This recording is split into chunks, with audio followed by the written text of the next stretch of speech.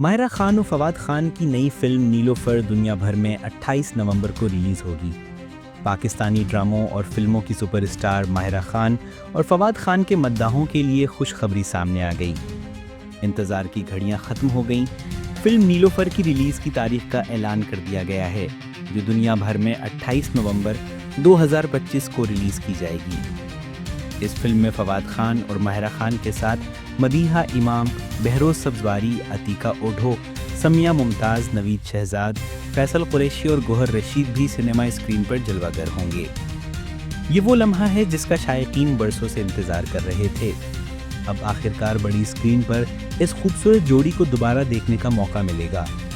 इस फिल्म में माहिरा खान जिंदगी के यादगार किरदार में नजर आएंगी।